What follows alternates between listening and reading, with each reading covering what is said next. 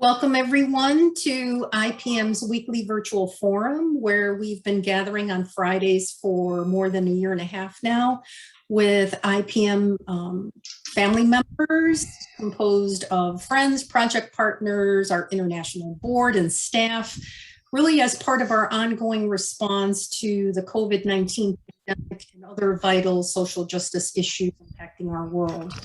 We have a series of wonderful conversations coming up in the coming weeks that focus on IPM's work and our project partners around the world, our collaborative efforts with our community partners, and updates from IPM's Immersion Experience program and other virtual programming until we're able to safely gather and travel again together in person, which we hope will be in 2022. Before we formally today's program, we'd like to take just a moment to lovingly remember IPM's former executive director and cherished friend, Bernie Marquardt Wilde, who had passed away on Monday earlier this week. We are just so grateful for the impact and contributions that Bernie devoted to IPM throughout her lifetime, particularly during those early founding days, working alongside our co-founders, Paul Strage and Jim Mayer. So many of other friends that continue to support IPM's work today. We are hoping that you please keep Bernie's family close to your heart at this difficult time, as they come to terms with her passing. But we all know that the devotion and commitment she gave to IPM and our work will long live in the future. So at this point, I'd like to turn it over to my wonderful colleague, Fatima Pacas in El Salvador, to introduce today's speaker and relationship. Fatima, if I could turn it over to you, that would be great. Thank you, Ilse. Well, on behalf of the Latin American and Caribbean IPM family, I want to thank you, all of you, for taking the time to join us today on the Friday Forum. And I want to thank Moisés Gómez. We're delighted to have you today as our guest speaker. Let me give a quick introduction of Moisés. Moisés works as a teacher in the Department of Philosophy at the Central American University, UCA, and he is an associate researcher at the Vice Rectory of Social Outreach at UCA as well. And he has been the coordinator of the Jesuit Migrant Network of El Salvador chapter from 2012 to 2021 this year, and currently he is responsible for the research and advocacy dimension of the Jesuit Migrant Network. He coordinates the multidisciplinary migration team at the university and has investigated about the political treatment of migratory flows in the Central American, North American corridor. So as IPM, many of you might be aware that we're trying to work as part of our operative and strategic planning in one focus theme of migration. We, as IPM, are aware, and I'm pretty sure everyone in the call is aware of how the migratory flows and dynamics affect our project partners, community partners, and IPM and our entire IPM family. So today we're really delighted to have Moisés, who will give us this information about El Salvador as a social experiment. He has researched and he has traveled back and forth with El Salvador to the United States and the border of the US, Mexico, and Guatemala several times, giving not just researching, but working with the people on the field, with the migrants in there, and still working right now in many communities in El Salvador. IPM has a long-lasting relationship with the University of Central America, where with our delegations, we visit usually the martyrs site at the campus. And right now we are building this new relationship with the Jesuit Migrant Network. We will be collaborating with Moisés in one community in 2 weeks here in one of the border of El Salvador and Honduras. So we're just thrilled to start as IPM this initiative of collaboration with the Jesuit Migrant Network and engage still with the UCA University, which is long-lasting IPM friend. So welcome, Moisés, and thank you very much for joining us today.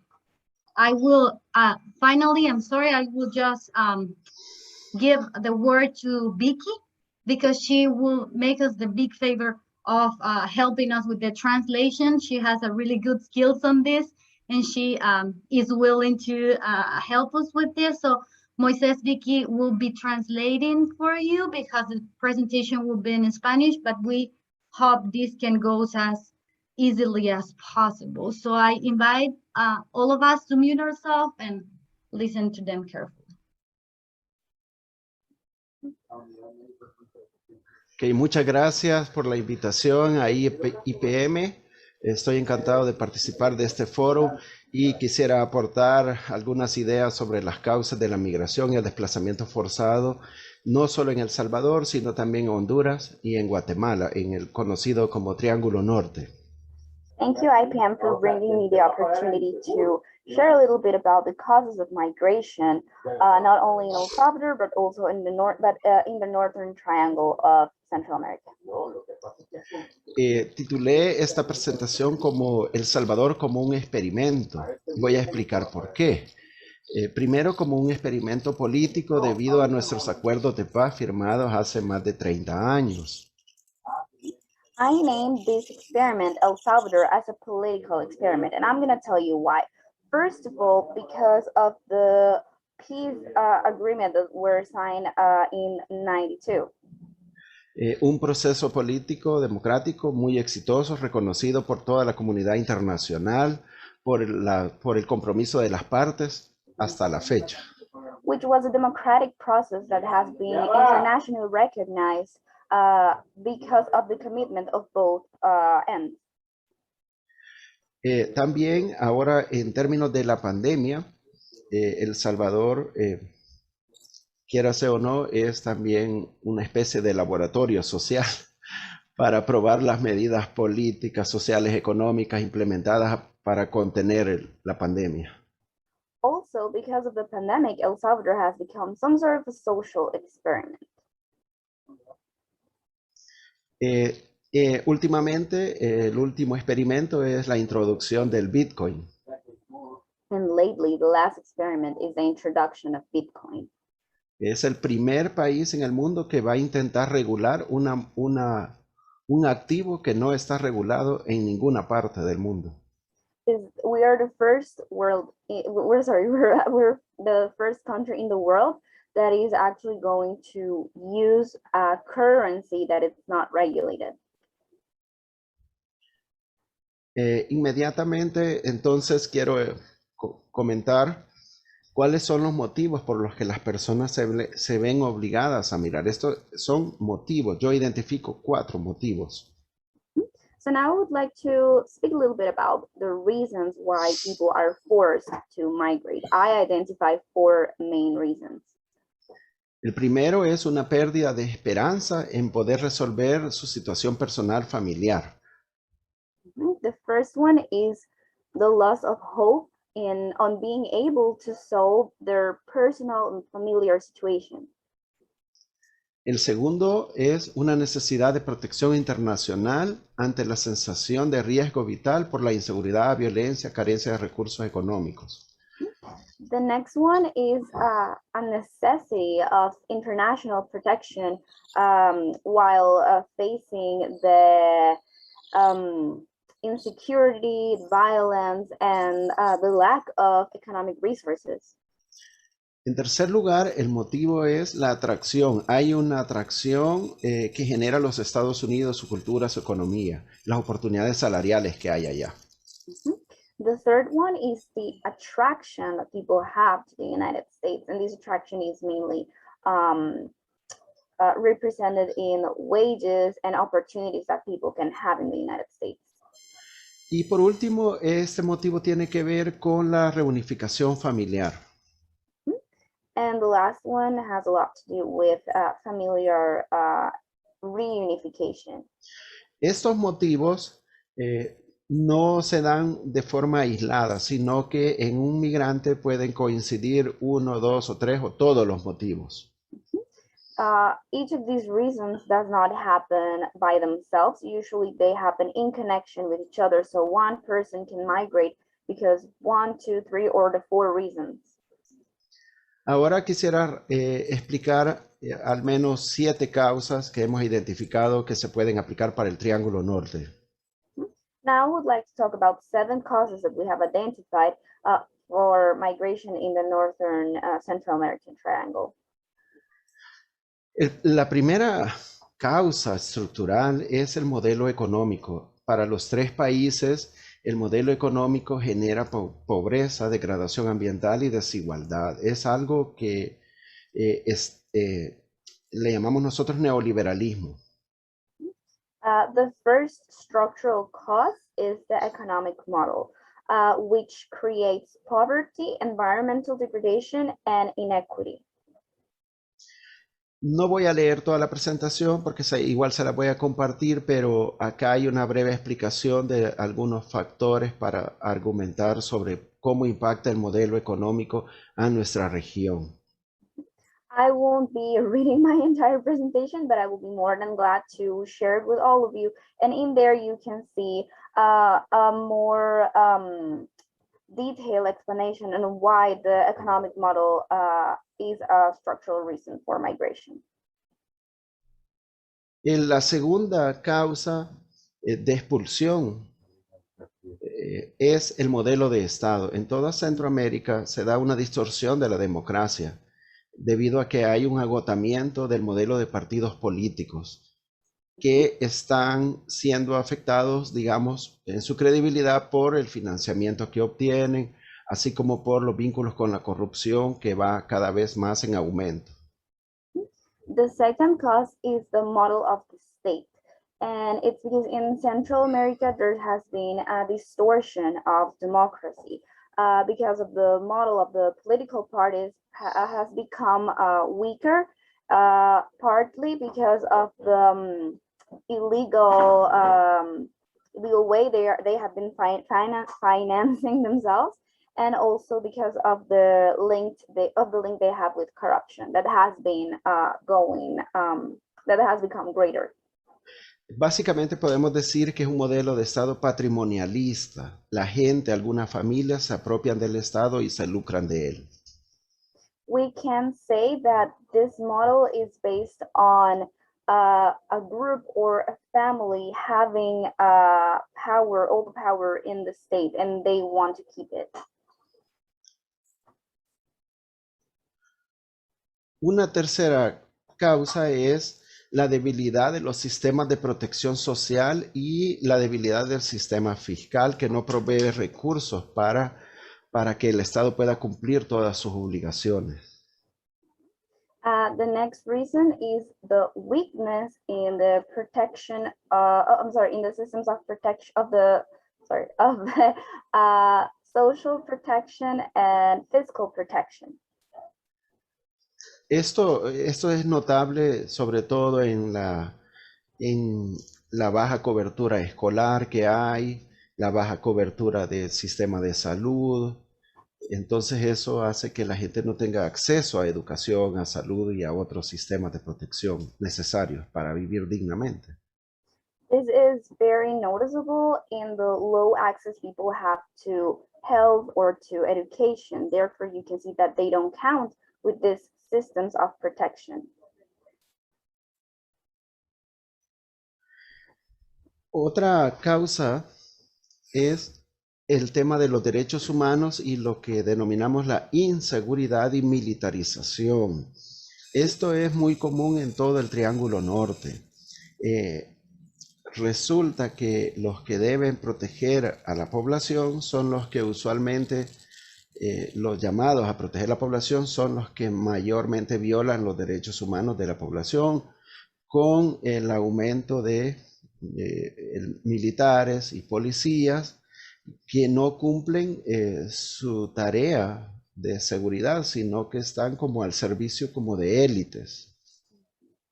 The other cause, sorry, it's human rights, the insecurity and militarization. And this is something very common in the Northern Triangle of Central America, because these bodies or these corps are the ones that should be protecting the population, yet they are the ones that are violating the human rights of the population the most and are actually at the service of the elite. Sí, un ejemplo de la inseguridad y la violación de derechos humanos son las famosas políticas de seguridad del tipo mano dura que se han aplicado al fenómeno de pandillas. A good example of this is it's the political measures taken against part of the population, specifically in El Salvador. The plan that it's called mano dura, it will translate to hard hand, and that it's for the eradication of gang. Otro ejemplo es, constituye la creación de ahora patrullas fronterizas similares a las que operan en Estados Unidos. Another good example is the creation of frontier patrols or border patrols, just like you can see in the United States. Otra situación muy crítica, otra causa estructural es el narcotráfico y el tráfico de armas.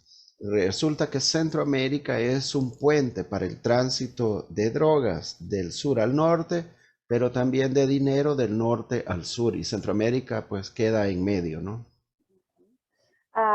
The other cause is drug trafficking and gun trafficking, mainly because Central America, it's the bridge that, you know, passes between South America, where all of the drug, where the drug and the guns are coming from, but also where the money from the north is coming to the south.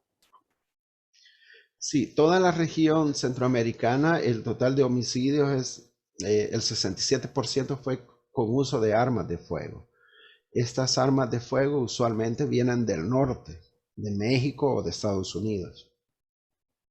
Perdón, ¿podría repetir el número? No le alcanzo a escuchar. 67%. Sí, perdón, dígame. El total de homicidios con arma de fuego fue el 67%. Gracias, perdón. The total of homicides in Central America is 67%, and these are with weapons that come from these places. Entonces, claramente el narcotráfico y el tráfico de armas están en las comunidades de origen de los migrantes. O sea, este conflicto se da en las comunidades. Therefore, these guns are inside of the communities. They are having access to these guns. Y las personas de las comunidades no tienen quien pueda, digamos, defenderlos. And people from inside the communities don't have anyone to stand up or to defend them, stand up for them. Porque los militares y los policías están cooptados, están como vinculados a estas redes de narcotráfico y tráfico de armas. Because the militaries and the police are actually linked and in some sort of plan or agreement with drug trafficking and gun trafficking as well. También tenemos una profunda degradación ambiental, otra causa que cada vez más es evidente que a partir del medio ambiente se están dando flujos migratorios, justamente porque las personas no pueden seguir cultivando sus tierras y están padeciendo hambre porque ya no pueden cultivar sus tierras. Entonces esto promueve la migración. Another important cause is environmental degradation. And this is an important cause to migration because people can no longer grow their own crops. Therefore, they starve, they don't have anything to eat, so they decide to migrate. Entonces, en Centroamérica tenemos una alta vulnerabilidad. Therefore, in Central America, we have a high vulnerability. Nuestros migrantes beneficiados con TPS fueron beneficiados por los terremotos que ocurrieron en esa región en 2001, en el caso salvadoreño. Pero los hondureños también fueron beneficiados porque también fueron afectados por el huracán Mitch y por otras tormentas tropicales que causan cada vez más y más daños en la región, y la gente solamente piensa en salir de esos lugares, como el caso de la tormenta Iota o Amanda o Cristóbal el año pasado.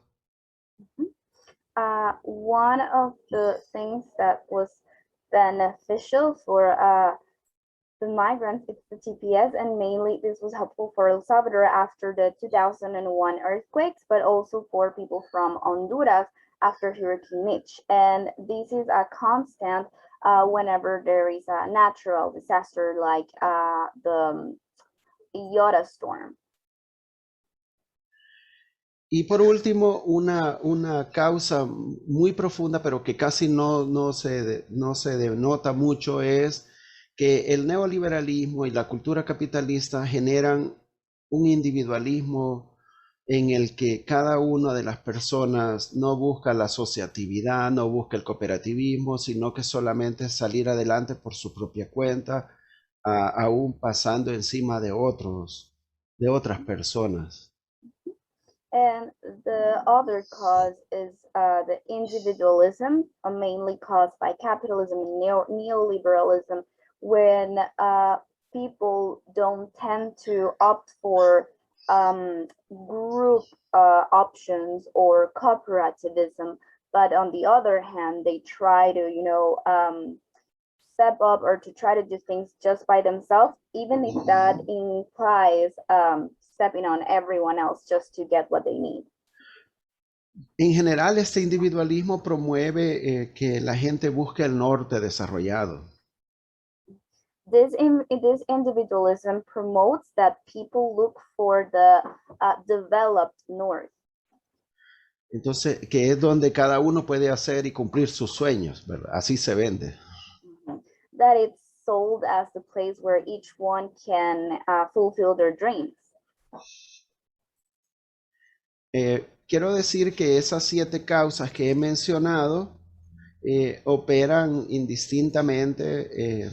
Cuando uno entrevista a las personas migrantes, suelen identificar algunas causas de estas, pero estas operan igual de formas, digamos, integradas. No se pueden como separar. Cuando un migrante se va, casi siempre enumera todas estas causas que hemos mencionado acá. Me pidieron que conversara un poco sobre los perfiles. Voy a dejar el tema de las causas, de los motivos, y me voy a pasar específicamente a la migración en tiempos del COVID. Me dijeron que hablara sobre los perfiles de migrantes salvadoreños durante el COVID. Acá les estoy compartiendo unos gráficos de 3 perfiles que nos dicen 3 perfiles: menores no acompañados, unidades familiares, o sea, cuando hay personas que son papá, hijo o mamá e hijos, y adultos que migran solos. Son como los 3 perfiles que se mantienen permanentemente en migración: menores, unidades familiares y adultos que migran solos.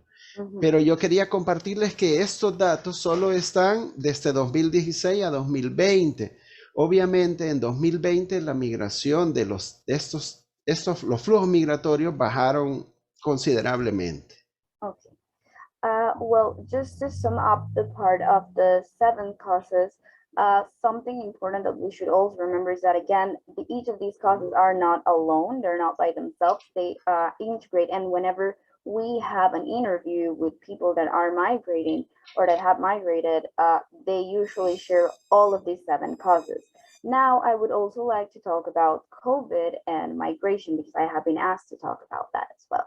And over here, I am sharing the profile or the main profiles of the people that are migrating. So you can see on screen that there are B, C, and D.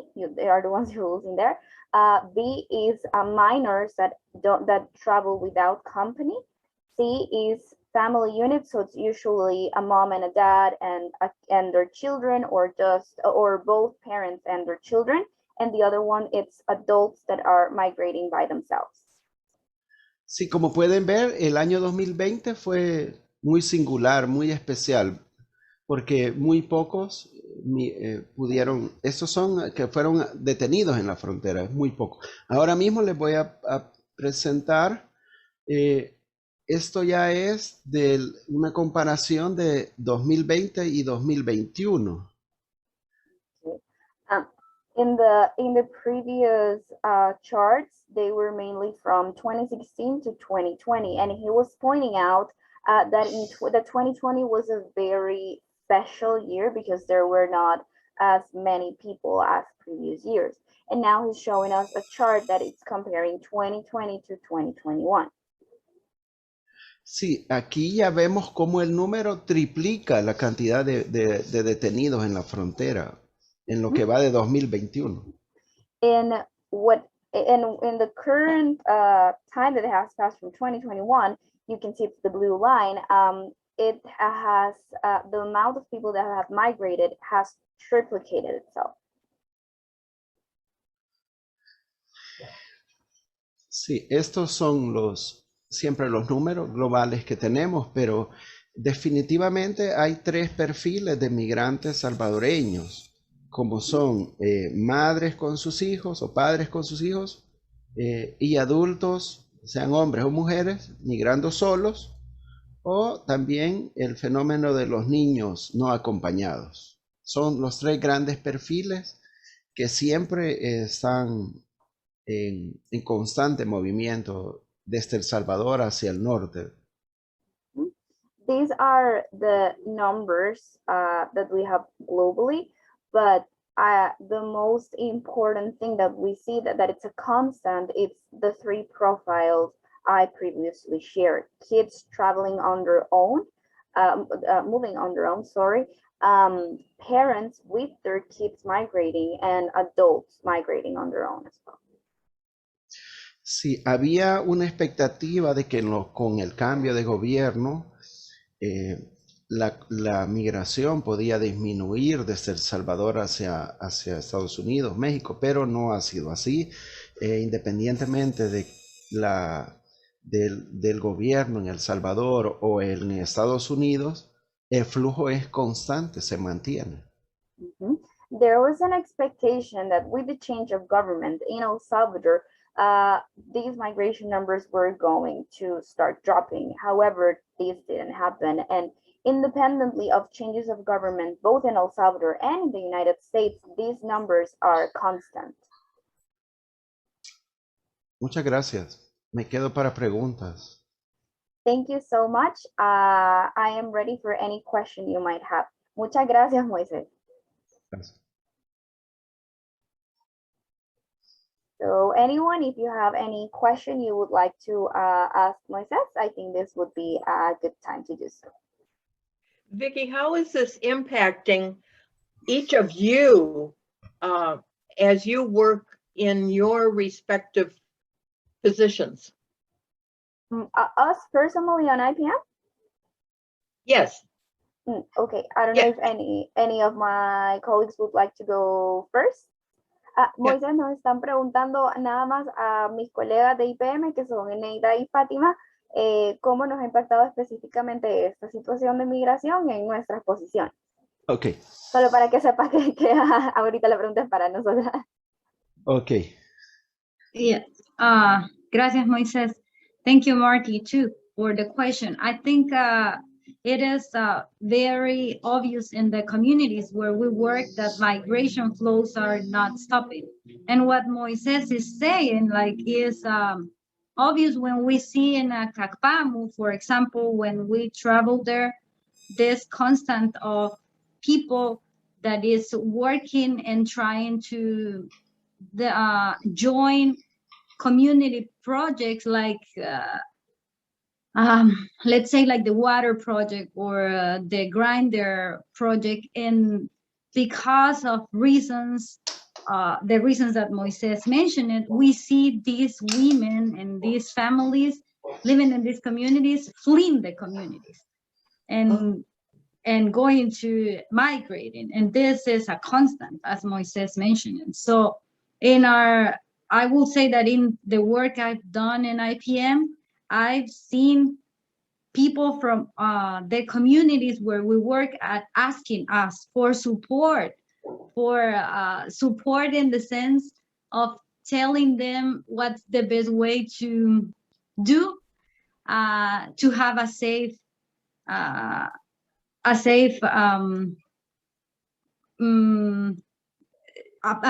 path in the migration process.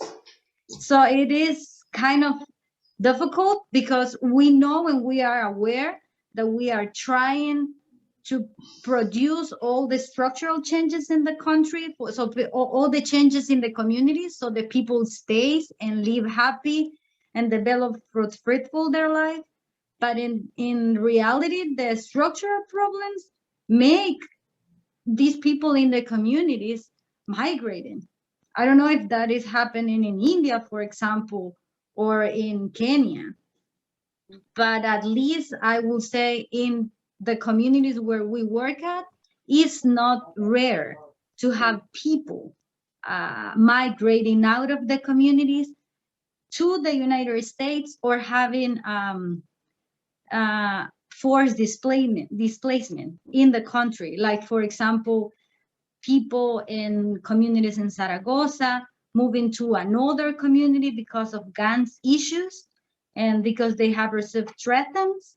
And we have seen many people in one of the communities we work at in Zaragoza where some of the people working there in the field have received threats and have to be forced displaced. So we are facing in the daily life, I believe, these issues of migration and forced displacement in the communities. And yeah, I will say basically that. Thank you, Fatima. I think Fatima has explained it beautifully, but I don't know if Anita would like to add anything else. Perhaps Moisés has also, because he works on the field too, and he can give us some inputs about how this is facing the communities where the Jesuit Migration Network works at. Pregunta Fátima Moisés, la misma pregunta que nos acaba de hacer Carol, ¿cómo o qué implica esto para ti ya en el trabajo en campo? Específicamente, ¿cómo lo ves? ¿Qué significa todas estas razones en el trabajo en campo? Bueno, es un poco frustrante porque se hacen proyectos, se hacen iniciativas de transformación comunitaria, de formación de los jóvenes, de los y las jóvenes, pero uno siempre ve que en el horizonte está el sueño americano. Entonces, es un factor de atracción tan poderoso que yo solo me lo explico por la cultura que vivimos de individualista, de superación personal. Gracias, Moisés. Well, Moisés was sharing that for him it's frustrating because even though there are projects and programs created especially for the youth, the American dream is always present and that people are extremely attracted to it, and that he believes this has a lot to do with this culture of individualism, that this is what is attracting the people to the States. And personally, maybe just to add on myself a personal note to what Fatima said regarding IPM, I would say that another thing that impacts us a lot is how people feel after someone has left for the States. I think personally, Anita and myself haven't been present in IPM whenever someone has migrated, because it has been mainly the the years of the pandemic. So this has not, at least we have not found out of someone migrating these couple of years that we have been in IPM. But we have heard the stories, and we can still hear the impact that it leaves on the people that are either beneficiaries of the project or project leaders. And I'm not talking just on an emotional level, but also on a financial level, and mainly on a legal level as well. Because if someone that is a leader goes to the state, and they are part of a cooperative or of a legal association in here, it will be harder for the people that stay here to keep up with other legal process they have to do, or just to keep up themselves. Because sometimes, for example, for a cooperative, there needs to be a certain amount of people. For another type of group, there needs to be a certain amount of people that if they don't accomplish that, because people are leaving, they will have a rough patch to go through. But I would say mainly that. Perdón, Moisés, yo les estaba agregando Sí. nada más igual mi punto de vista de IPM. Eneida, anything else you would like to add from IPM, maybe? Well, I have joined the process, or I have talks with people from Chalatenango, with Julieta Borja, because she works with communities in Chalatenango. And during those conversations, I think that, the migration process is really, really, really complex. And we cannot say, it's just because for this, it's because the collective imaginary that people have of going to United States, or just because poverty. There are a lot of things, elements that that people decides to migrate. But other thing that I think is missing in the public policies in El Salvador is when that young or that person returns to El Salvador because he couldn't pass the border. So I was talking with people from Chalatenango who works closely with these people who return, and they feel like frustration. They feel that all his or her dreams have fallen because they couldn't pass the border, and also they commit suicides because of that. And it's a really huge problem that we are facing, because all these lacks of opportunities that we live in El Salvador, this economic model that we live in here, all the corruption. If we have a corrupted government, you are going to have the same corruption in other levels of the society, because it's what people see, is what people cannot believe in the police or in the government, the president, or any institutions, because they are not going to receive any help. They are not going to receive any job opportunity, quality, because there is another problem. If you don't have a degree, even though if you have a degree here in El Salvador, it's like very, very complicated that you can have a decent job with a decent salary. It's like you have a degree, but they are paying you like you're earning like 3,000 because you don't have experience, because you decided to spend your time, your 5 years at the university. So it's like very complicated, but there are a lot of issues. And the work that we do at IPM is like, we try to encourage people to stay in the country. But, we can, people have necessities to eat, to have employment, to cover their necessities, their daily necessities. So there are a lot of things, but I think that we can keep trying and keep finding to build or to build a better place for our people, the people that we know, the people that we work with. Thank you, Eneida. I'm just going to translate it very quickly for Moisés. A Moisés, Eneida solo estaba igual agregando, como te mencioné, su punto de vista, y más que nada ella hablaba de algunas personas que conoció con IPM en Chalatenango, y se enfocó bastante pues en mencionar qué pasa con las personas que regresan. Y ella mencionaba pues que incluso habían casos de suicidio, que estas personas sentían que todos sus sueños se habían visto truncados, y pues más que nada por ahí fue la explicación de Neida, para que también estemos en la misma página todos. Gracias. Gracias, gracias. I don't know if anyone else has any question or any comment you would like to tell or ask Moisés. I would just like to, formally thank Moisés for his presentation, and you as well, Vicky, for your wonderful translation. Moisés, the information that you provided, in such detail was really almost overwhelming to process emotionally, as well as just, looking at it visually.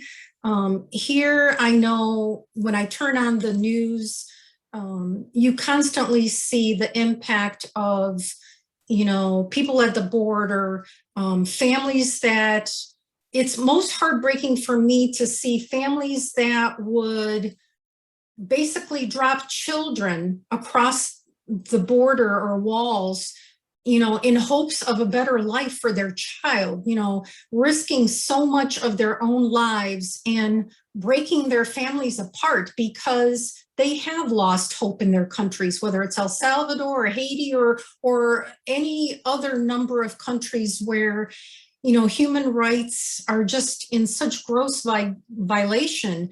And I think that's where, as a staff member of IPM, we're so grateful to you. And I know that Fatima, in her role of developing these new collaborative community partnerships, deepening them, is so grateful to have the support, through your role. We've had a long history with the UCA and with the Jesuit Migration Network. I mean, the more that we can build awareness and build respect for human rights and human dignity, that is what we need to continue to do. And it's just heartbreaking, the situation. I understand it's so complex when you talk, whether it's locally, nationally, or internationally, but, we need to communicate the reality that exists. And we really look forward to continuing our partnership and collaboration with you. Thank you so much. Gracias. Thank you. Seguimos. Mencionaba, hice más que nada un agradecimiento muy grande por la participación que has tenido en este foro. Decía que le gustó mucho el detalle con el que se ha explicado cada una de las cosas, y que aún, aunque pudo ver y tener un mejor panorama, también ha sido como abrumador emocionalmente el entender mejor todo esto, y que lo relaciona bastante con cuando ella está viendo las noticias en los Estados Unidos, y que que de verdad le rompe el corazón ver e imaginar a todas estas familias separadas, y entender cómo, pues por la esperanza de una vida mejor, están mandando niños solos, niños que se quedan solos en la frontera, ¿no? Y pues mencionaba también que está muy agradecida con Fátima, que sabe que también Fátima está muy agradecida contigo, pues por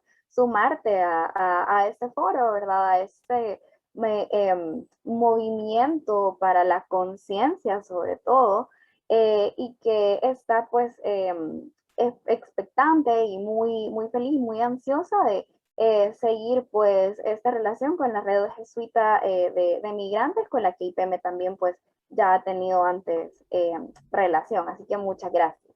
Gracias. Yo solamente agregar que para nosotros en la red jesuita con migrantes Se trata de crear vínculos y alianzas con otras organizaciones porque la realidad nos rebasa a cada una de las organizaciones y lo mejor es que le articulemos esfuerzos para la intervención en los territorios y todo eso. Y espero que podamos continuar en esa línea. Moises would also like to add that for him and for his organization, for the Jesuit Migration Network, it's important to keep on developing links, bonds, and partnerships so that we can all together start changing things. Thank you. Someone else? Any other question or comment? I'm just seeing a comment in the chat from Carol that says, I follow much of the news, but I can't possibly understand or get my head wrapped on here, even the little daily tidbits in newspapers or on news reports. This conversation is so necessary, except it's like you're preaching to the choir. We get some of it, but we can't imagine what life would be like for me. God bless every one of you. Thank you, Carol.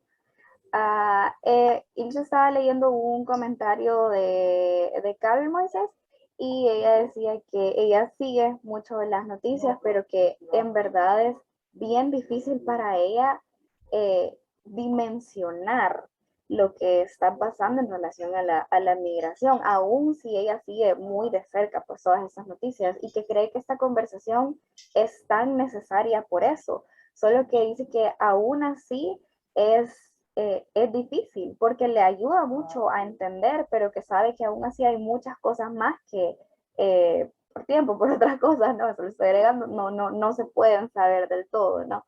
Pero que sí cree que es muy, muy necesaria esta conversación. Anyone else? Ask Moisés. Moisés, muchas gracias por su presentación.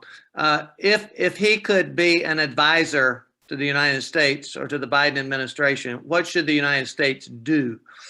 Is there anything that the United Nations or the United States could do? I know there are, but the things we could do, we're not doing them, of course.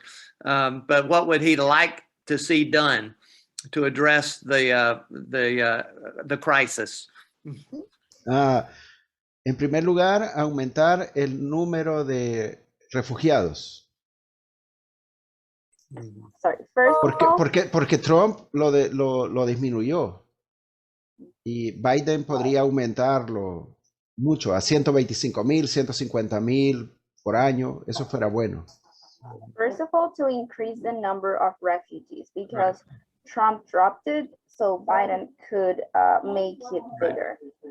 Segundo, desactivar el título 42 y el título 8 de migración con el que están expulsando a los que solicitan entrevistas en la frontera de Estados Unidos.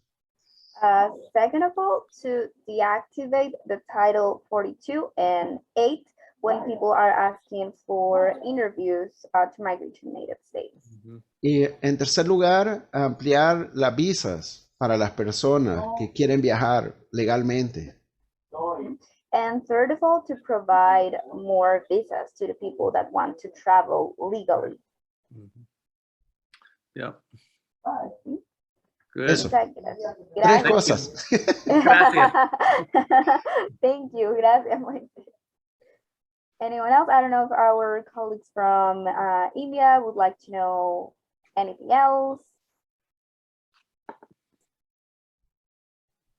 I would like to add something at the end. I just want to say that because of this partnership we're doing also with the Jesuit Migration Network and the work we're trying to do on migration, I think we have hope.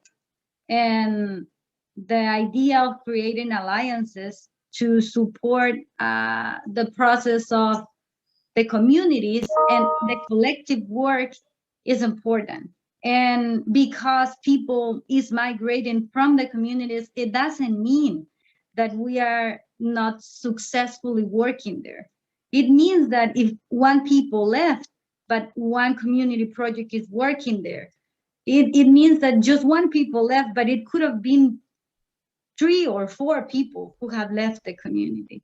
So I just want to say this because I believe it's important for us as a staff and for Moisés as someone who's working in the communities there too, to realize that our work has impact. And we are not denying people the right of migration, because people have the right to migrate. It's a human right. But we are trying to provide at least enough resources for people to have in their communities, and then take their decisions in real freedom. The real freedom of staying or not, but at the end is their right, and we're just trying to help in that way. And I think we're doing good. We're trying. There's a lot more to do, but we are trying to do, and we're doing. Thank you, Fatima. With you, Fatima. And I think that our project partners and alliances try hard to provide opportunities, especially to young people, to women, for them to become leaders in their communities. And it's like Fatima says, it's not that they're not living, I mean, that people is not living. Yeah, people is living, but in the communities where we work, for example, El Saite, you know, Zacatecoluca, different parts in the region, there are people who tries grassroots communities, organizations that work really hard to provide those opportunities that the government or the local government is not providing to them. We are trying to, as IPM, provide capital money seed to them, and they are really doing a great job as you know, training to others, and probably it's not that much, you know, it's not like thousands and thousands of dollars, but they do a lot with a few, and that is the most important thing. And there is, you know, it's worse to do nothing, but we are trying to help them in that way, and to support those great ideas that they have. I think that's an excellent point, Anita, because I think our project partners, through their work, and you know, particularly through IPM, and most especially or directly to our regional staff, you know, communities are offered hope and solidarity, and that goes an awful long way. And so, you know, sometimes these issues are overwhelming, but we do know, like you said, Anita, and so many others of you, that impact is being made, and differences, positive differences are being made every day because of IPM's work and because of the collaborations we have, Moisés, with people like you and the UCA and the Jesuit network. So we're grateful for that. And I see here in the chat comments, Mahesh had also shared he wanted to reiterate that the UCA and El Salvador has influenced movements worldwide, and that's definitely true. We are so grateful for these relationships that IPM has. And he also said struggles may have their ups and downs, but solidarity is forever. Beautifully said, Mahesh. Does anyone else have anything they'd like to share? Oh, Carol has to leave, but blessings to everyone, and keep up the good actions. Thank you, Carol. So I guess if there's no other questions at this time, we want to again thank you so much, Moisés, for sharing your time and your passion and collaborative efforts with us. We are very, very grateful for you. And as we look forward to our ongoing programming, we hope we'll find ways to continue to collaborate. Next week's program will feature our own Vicky Jimenez, highlighting our updates with regard to the immersion experience, particularly the virtual immersions and those opportunities. We're excited to hear more from Vicky. And then the following week on October 8th will be Adela Zayas, who is our International Director of Programs and Partnerships, but she'll be sharing more from the perspective of our Latin America and Caribbean project partners, those updates. And then on October 15th, we're looking forward to an update from Mahesh on our work in South Asia. So thank you all again for your time today. I know you could be doing many other things, and the time that you spend with us is so greatly appreciated and valued. And many blessings for the rest of the day, and look forward to seeing you again soon. Thank you so much.